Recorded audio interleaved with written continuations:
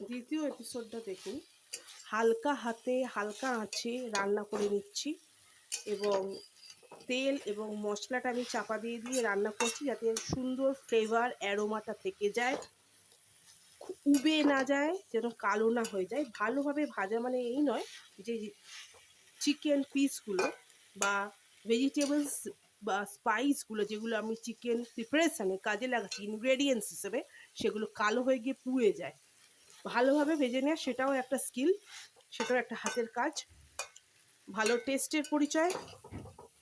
দেখতে থাকুন, আপনারাও আপনাদের হোম কিচেন থেকে প্রডিউস করুন, খেতে থাকুন, খাওয়ান, আমাকে জানান।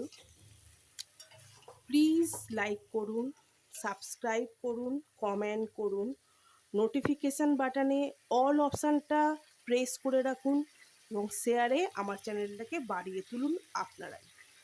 আপনাদের বাড়ির মেয়ের চ্যানেলটিকে আপনাদের মোবাইল ফোনটি হাতে রেখে নিয়মিত ভিজিট করুন, দেখুন কী কী আপনাদের কথা ভেবে আমি এপিসোডগুলি আনছি এবং আপনারাও আপনাদের সময় মতন আপনাদের স্কিল দেখানোর জন্য যা যা স্কিল আপনারা এক কথায় পারেন এবং পরেও শিখে নিতে পারবেন, আপনারাও প্রত্যেকে ইউটিউব চ্যানেল খুলুন।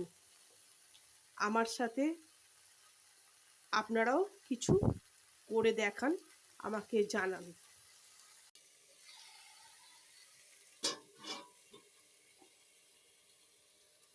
কিছুটা কষিয়ে নিয়ে আমি লঙ্কা, হলুদ, ধনে জিরে মরিচ এবং লবণ দিয়ে নিলাম এবং আদা বাটাও দিয়ে নিলাম,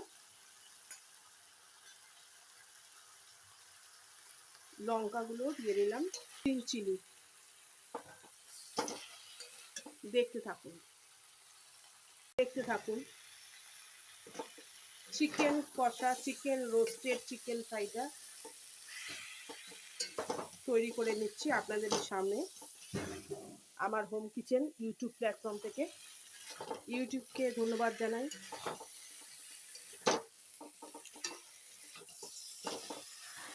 স্যামসাং ফোন এবং আমার ইন্টারনেট কানেকশানকেও ধন্যবাদ জানাই।